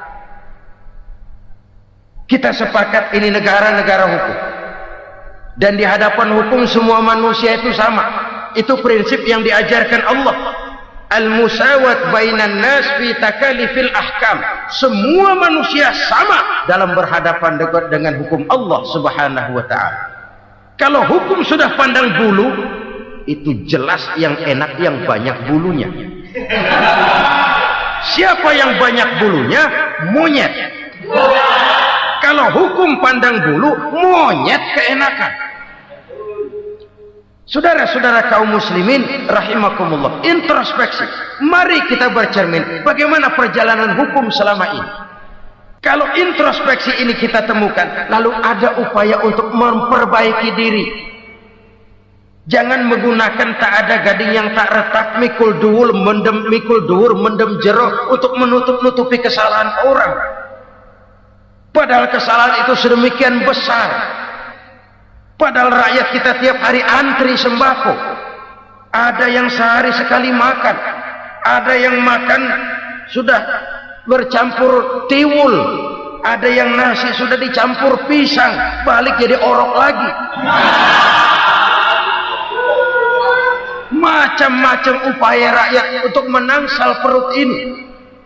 Lalu rakyat ditenang-tenangkan, lebih baik puasa Senin Kemis sambil menghadapi krisis ekonomi. Kenapa rakyat yang disuruh puasa? Kenapa bukan pejabatnya yang puasa lebih dulu untuk kemakmuran rakyat? Kalau rakyat yang memang perutnya udah gepeng disuruh puasa, makin krempeng perutnya. Artinya pejabat harus punya sense of politics. Ya, tidak, puasa itu kan tidak cuma Senin Kemis saja. Puasa itu puasa perasaan, puasa menghargai perasaan yang sedang kondisi yang sedang dihadapi oleh rakyat. Bagaimana rakyat yang tengah antri sembako melihat pejabatnya lewat dengan mobil yang harganya sampai 1 miliar. Oh, inilah pemimpin saya. Luka lagi rasa keadilannya. Kita tidak tenggang rasa. Puasa dalam artian itu pun akan menolong menegakkan semangat kebersamaan, membentuk semangat kebersamaan. Saudara-saudara kaum muslimin rahimakumullah. Penyebab bencana yang ketiga dikatakan oleh baginda Nabi, wala dhaharat fihimul fahishatu illa fasha fihimul maut. Apabila kekejian telah merajalela, maka maut bertebaran di mana-mana. Kita renungi butir kalimat dalam hadis ini. Apabila kekejian telah merajalela, maut bertebaran di mana-mana.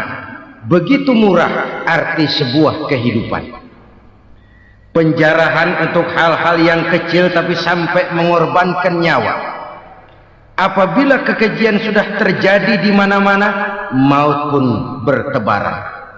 Maut dalam arti berpisah ruh dengan jasad, tapi juga maut dalam arti orang bisa mati karirnya, orang bisa mati usahanya, orang bisa mati kesempatannya karena perbuatan-perbuatan keji yang selama ini tidak terbendung. Lahirlah teori mafia. Siapa yang kuat dia yang berkuasa, siapa yang lemah dia menjadi mangsa. Proyek-proyek besar yang menang tender itu ya dari itu ke itu saja. Yang pengusaha-pengusaha tidak punya koneksi, tidak bisa bayar komisi, dapat proyek tetelan. Ada dagingnya dikit, namanya juga tetelan. Dagingnya sudah habis disantap oleh meja. Sekian puluh meja dilalui, sekian puluh amplop dikeluarkan. Sehingga yang akhirnya ya tinggal tetelan itu tadi. Maka kualitas pekerjaan pun sudah bukan lagi jadi masalah. Demikianlah mafia-mafia ini bermunculan di mana-mana. Di pengadilan terkenal mafia pengadilan. Hukum bisa dibeli, hukum bisa dipesan menurut kebutuhan sponsor. Mafia peradilan, mafia politik, mafia ekonomi, bahkan mafia agama yang menggunakan agama sebagai kedok, menggunakan agama sebagai dalih, menggunakan agama sebagai topeng untuk melancarkan maksud-maksud politiknya pun tidak tertutup kemungkinan. Apabila kekejian telah merajalela, maut bertebaran di mana-mana. Korupsi, kolusi, nepotisme itu bagian dari kekejian. Kita selama ini kalau mendengar maksiat, itu yang terbayang cuma judi, mabuk, zina. Ya itu maksiat. Tapi korupsi, kolusi, nepotisme itu juga maksiat dalam bentuk lain. Kalau ini sudah bertebaran, maka maut terjadi di mana-mana. Jangan bayangkan cuma mati orangnya, itu sih kewajiban. Yang menyakitkan itu orangnya masih hidup tapi dibikin mati, karirnya mati.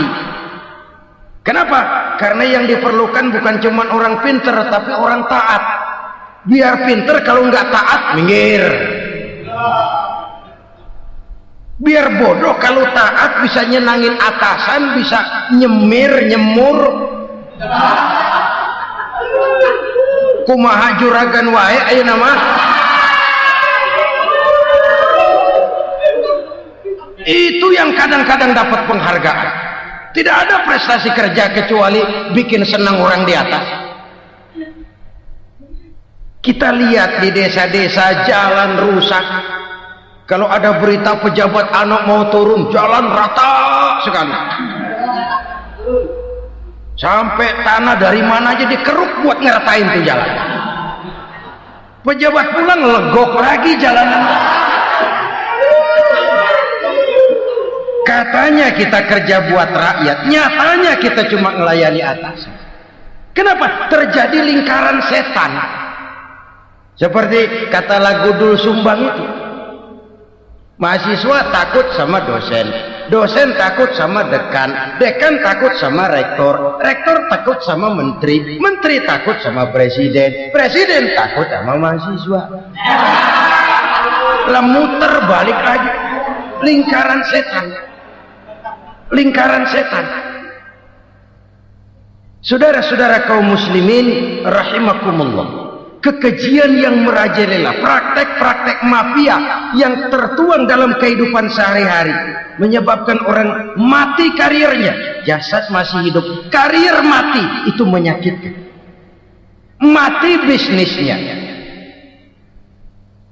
Rakyat kecil pernah senang ketika cengkeh booming, harganya bagus, rakyat banyak yang pergi haji. Lalu mau ditata, lahir tata niaga cengkeh, malah amburadul. Harga cengkeh jatuh, petani cengkeh kecil menjerit. Siapa yang untung? Segelintir orang. Masihkah kita pakai atas nama rakyat untuk kepentingan nasional, padahal yang nyanyi cuma segelintir orang? Masihkah kita mau bohongi rakyat ini dengan mobil nasional tapi bikinan Korea? Masihkah kita mau bermain verbalisme, bermain kata? Ini sebuah masa lalu yang tidak perlu terulang lagi untuk masa-masa yang akan datang. Kekejian merajalela, orang mati karir. Bisa mati usaha, mati bisnis. Usahanya maju, dirangkul, hancur. Usahanya maju, dipukul, hancur, tenggelam. Bahkan yang memilukan dan memalukan badan-badan usaha milik negara itu dikebiri sedemikian rupa sehingga tidak menghasilkan hal-hal yang bermanfaat buat negara. Saudara-saudara kaum muslimin rahimakumullah, kalau nafsu yang sudah mengatur itu semua, maka kekejian pun merajalela. Orang sudah pakai teori mafia, yang kuat dia yang menang, yang kuat dia yang berkuasa, yang lemah silakan minggir di sudut-sudut kehidupan. Kalau kekejian seperti ini merajalela, maut bertebaran di mana-mana. Banyak orang mati karirnya, banyak orang mati usahanya, banyak orang mati imajinasinya. Sekarang ini dalam dunia seni yang banyak karyawan seni, bukan seniman. Seniman itu kan dilahirkan, lain seniman, lain karyawan seni. Sekarang yang banyak karyawan seni, bukan seniman. Mati karir, mati imajinasi, mati improvisasi, sehingga kehidupan persis sinetron. Sinetron itu yang kita lihat rumah mewah, yang kita lihat rumah bagus. Gak pernah kita lihat di sinetron kita ini rakyat antri sembako.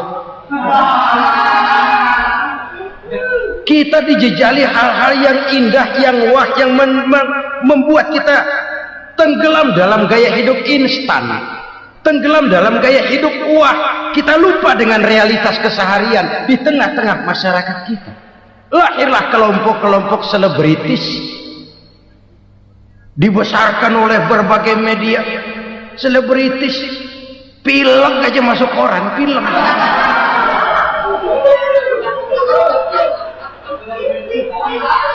Rakyat yang pingsan antri beras nggak masuk koran. Rakyat yang semaput antri minyak nggak masuk koran. Selebritis panok masuk koran.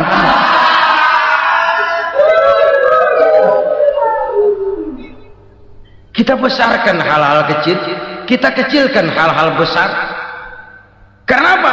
Kita mengejar oplah. Kita profit oriented, tidak lagi berorientasi kepada realitas hidup yang kita hadapi ini. Kalau kekejian sudah merajalela, kata Nabi, maka maut bertebaran di mana-mana. Maut dalam artian maut, coba lihat sekarang begitu murah nyawa. Karena 1000 perak orang mau nusuk bunuh. Karena beras seliter orang khilaf, begitu murah kehidupan.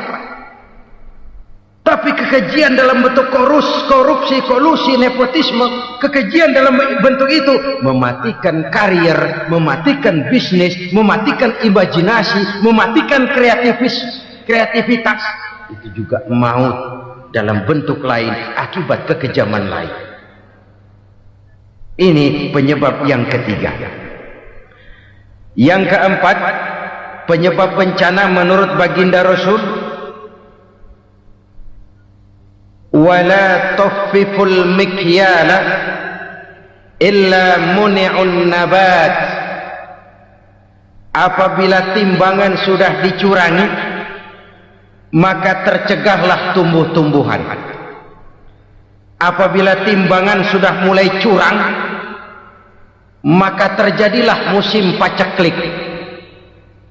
Apabila bisnis sudah bergaya mafia tadi itu, kecurangan-kecurangan terjadi, tender di balik pintu, yang dimenangkan cuma kelompok-kelompok yang bisa memberikan presentasi yang besar, muni'un nabat, terjadilah paceklik. Paceklik, panen gagal, wereng, ya wereng, kemarau panjang, it's okay, air sulit, iya. Tetapi kan semua itu ada yang ngatur. Kemarau ada yang ngatur, belalang itu ada yang ngatur, air itu juga ada yang ngatur. Yang ngatur itu yang serba maha. Kalau ia murka melihat kecurangan timbangan, Allah itu kalau murka kan gampang saja, tinggal komandoin balang, lam, hancurin pesawat. Konvoy belalang, konvoy. Allah tinggal ngutik. Angin El Nino, mampir lo ke Indonesia, hujan nggak turun-turun, kemarau panjang. Jadi kalau musim kemarau kan namanya anginnya El Nino. Kalau musim hujan anginnya namanya La Nina. Cakep namanya, kejem orangnya. Saudara lihat Cina sekarang sedang kena La Nina, banjir besar, ribuan orang meninggal. Dia mah ribuan mati kagak berasa, rakyatnya miliaran. Bangladesh lagi ngalami La Nina, India lagi ngalami La Nina. Angin, hujan, kemarau, belalang, itu kan ada yang ngendaliin. Kuncinya bukan di belalangnya, kuncinya bukan di peredaran matahari berputar, kuncinya di atas yang mengatur semua itu. Kalau timbangan sudah mulai curang, pengusaha sudah nggak mau jujur, apa enggak bikin perut jadi mual. Begitu rakyat antri sembako pingsan nggak dapat beras, sementara beras ditumpuk-tumpuk sampai membusuk. Kemana hati nuraninya? Kemana akal pikirannya? Kemana mereka yang berbuat atas nama rakyat tapi melihat rakyat susah tidak tergerak hatinya? Apabila timbangan sudah mulai dicurangi, bisnis sudah mulai melenceng, maka terjadilah paceklik. Sebuah negara yang berhasil dalam swasembada pangan, lalu sekarang menjadi negara yang rakyatnya antri untuk memperoleh kebutuhan pangan. Saudara-saudara kaum muslimin rahimakumullah, ini intinya adalah kecurangan. Kalau kecurangan sudah terjadi di mana-mana, dan ini milik siapa saja, bukan soal tempat, bukan soal jabatan, soal manusianya, SDM-nya. Kecurangan tidak cuma terjadi di kantor, di masjid bisa terjadi kecurangan. Korupsi tidak hanya bisa terjadi di kantor, di madrasah bisa ada korupsi. Faktor manusianya, ini soal SDM. Kecurangan yang besar tentu besar lagi kerugiannya. Kecurangan yang kecil, kecurangan sehari-hari, pedagang-pedagang kecil ngurangi timbangan, barang yang buruk dikatakan baik, yang baik dikatakan buruk, itu merugikan perorangan. Kecurangan yang besar merugikan bangsa dalam bentuk total, dalam bentuk seutuhnya. Nah, kecurangan-kecurangan seperti ini rakyat kan lihat, rakyat kan tahu, dan itu kembali terakumulasi di sini, pegel. Dan jangan lupa, rakyat yang nggak ngomong itu, rakyat yang nggak bersuara itu, batinnya menjerit, jeritannya menggoncang aras, dan itu didengar Allah. Yadullah fauqal jamaah, kata Nabi, tangan Tuhan di atas orang banyak. Jeritan hati rakyat menggoncang aras. Rakyat yang terlalu banyak dizolim, rakyat yang terlalu banyak dirugikan, ya rakyat yang terlalu banyak di atas namakan, menjerit batinnya, menggoncang aras, dan Allah bisa menggerakkan apa saja untuk membuat satu situasi. Allah bisa menggerakkan apa saja untuk membuat satu situasi. Saudara-saudara kaum muslimin rahimakumullah, ini faktor yang ketiga, timbulnya kecurangan. Faktor yang keempat maksud saya. Yang kelima, penyebab timbulnya bencana menurut baginda Nabi, wala muni'uz zakat wala muni'uz zakat illa hubbisa anhumul qatr. Apabila zakat enggan dibayar, maka tercegahlah qatrun. Qatrun ini kalau bahasa kita sembako. Maka tercegahlah kebutuhan-kebutuhan yang kita perlukan. Nih, kita tidak meragukan bahwa yang kita tuju adalah masyarakat yang adil dalam kemakmuran dan makmur dalam keadilan. Nah, antara kemakmuran dan keadilan ini memang sering tidak bisa berjalan seiring. Pada saat kemakmuran kita kejar, ekonomi kita pacu, ada nilai-nilai keadilan yang tertinggal.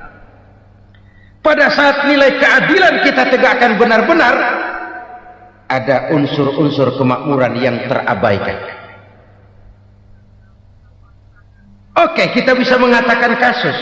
Oke, kita bisa mengatakan itu sebagian kecil. Tapi kalau sebagian kecil, lama-lama kan jadi sebagian besar. Oke, kita mengejar kemakmuran. Pertanyaannya, kemakmuran untuk siapa? Oke, kita berikan kelompok tertentu kue yang besar dengan harapan nanti dia bagiin kuenya kepada yang kecil-kecil. Tapi kenyataan, mereka yang dapat kue besar akhirnya malah lupa diri dan lupa daratan. Mau makin besar, malah memeras yang kecil-kecil ini. Sekarang kan yang kecil modali yang besar. Ramai-ramai buka bank, ternyata kamuflase. Uang banknya untuk kredit perusahaannya sendiri. Nasabahnya rakyat kecil. Artinya apa? Rakyat kecil disuruh modalin orang yang udah gede. Ini karena sambar geledek urusan.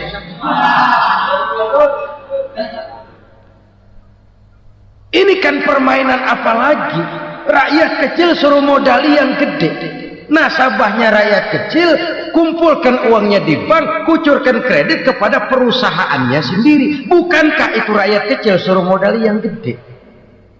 Sudah begitu kejamkah kita untuk meraih keuntungan dengan mengorbankan orang kecil? Sudah tidak bicara lagi kah nurani kita melihat penderitaan orang yang semakin susah ini?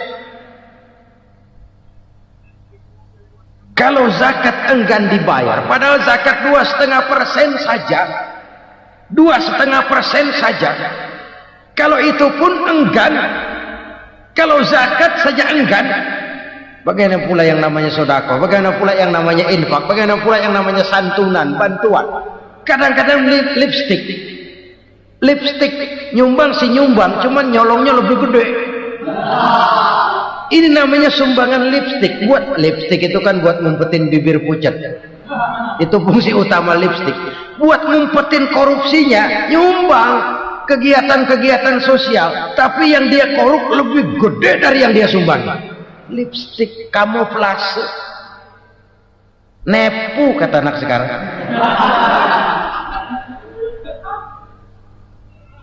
Saudara-saudara kaum muslimin rahimakumullah, demikian berat kewajiban zakat ini sampai di zaman Sayyidina Abu Bakar pernah keluar komando perangi orang yang enggan membayar zakat. Perangi, karena fungsi zakat adalah menjembatani antara si kaya dengan si miskin. Bahwa ada kemiskinan itu Qur'ani. Allah menyatakan, aku melebihkan rezeki sebagian kamu dari yang lain. Ini kan kesenjangan. Allah melebihkan rezeki sebagian kamu dari yang lain. Ada itu. Tetapi itu berjalan secara nature.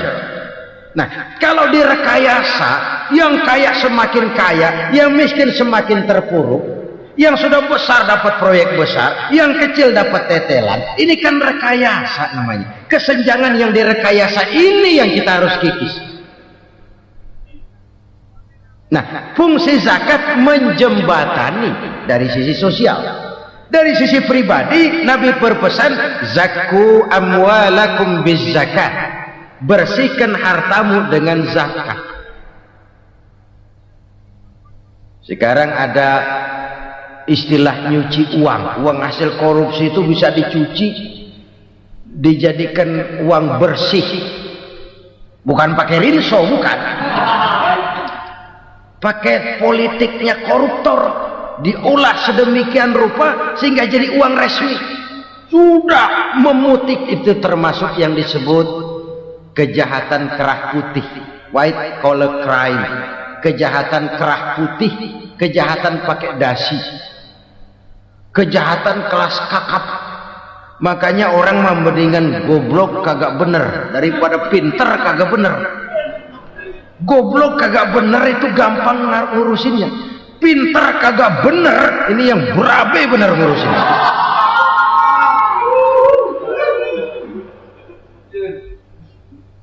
Kita bukan cuma perlu orang pinter kok di zaman sekarang. Kita perlu orang-orang bener yang punya komitmen, yang sesuai kata dan perbuatan, yang bisa merasakan apa yang dirasakan oleh rakyat, yang punya sense of politik yang tinggi, yang peka, yang penuh keterbukaan, yang punya wawasan dan pandangan jauh ke depan.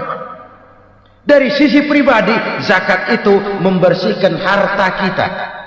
Ya, dia tercampur dengan yang syubhat, dia bahkan mungkin tercampur dengan sedikit-sedikit yang haram. Itu zakku amwalakum biz zakat. Bersihkan hartamu dengan zakat itu.